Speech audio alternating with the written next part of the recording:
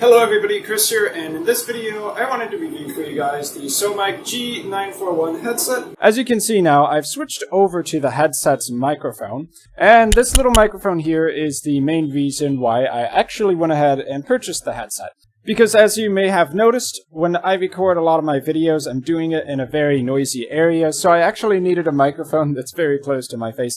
So the idea was I was looking for a headset which would have a microphone very close to my face, allowing me to isolate some of the background noise out and get as good of a quality as possible, without breaking the bank as well. I believe when I bought the SoMIC G941 headset, it was about $30 or so.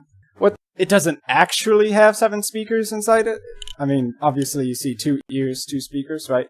In addition to that, what it does have is very strong bass. If you're not careful with the bass settings, it will literally shake your head to the point where you really have to take it off.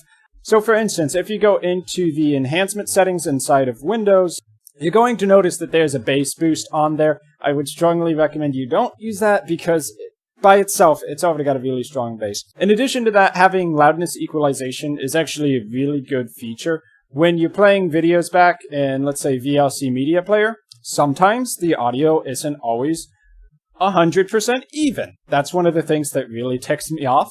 But any device that has loudness equalization as an option inside of Windows is a godsend because audio that's too quiet is going to be increased, and the audio that is loud will be brought into line with the rest of the audio.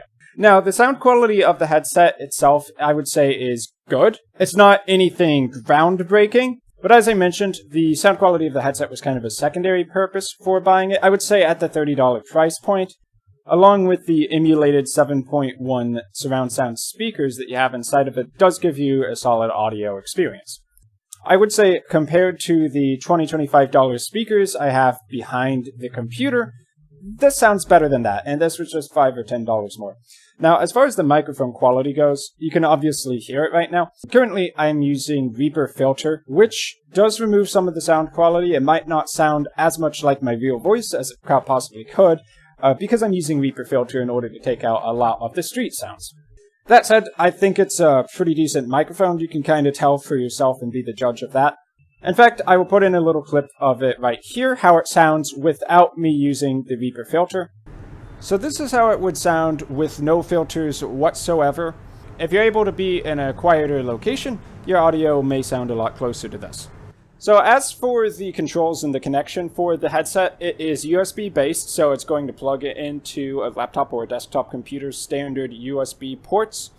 And the audio controls over here include being able to mute and unmute the microphone, a spin dial for increasing or decreasing the audio. Of course, you can do that inside of Windows as well. You don't have to use the actual hardware. And then this third button here, I'm actually not exactly sure what that does. It's got a V there. I should try that out. Now, beyond that, the controls you have available for the microphone involve being able to raise and lower it. So being able to raise and lower it is a good thing for travel. This microphone itself is actually quite bendy, but it doesn't really allow you to customize the position that it's going to stay in. It's just that it's flexible in terms of if you put any pressure on it. But you're probably not going to be able to make the microphone closer in the long run by doing something like this, if that's something you even wanted. And another very important thing, if you are going to be gaming or listening to videos with the headset on for an extended period of time, the headset itself is quite comfortable. It's got a lot of really soft padding on the inner side. I haven't had any problems with it, of it tearing apart or anything like that that you might experience in some really cheap headsets.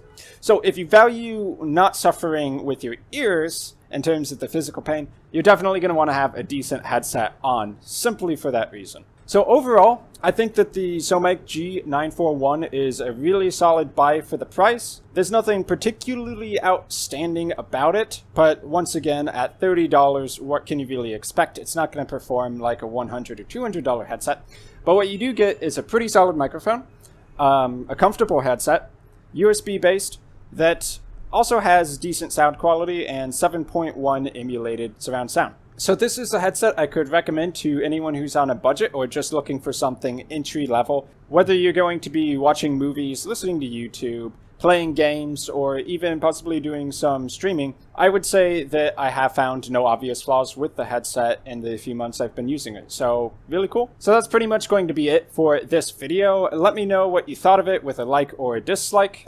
I've been Chris, thanks for watching, and I will see you guys in my future video content.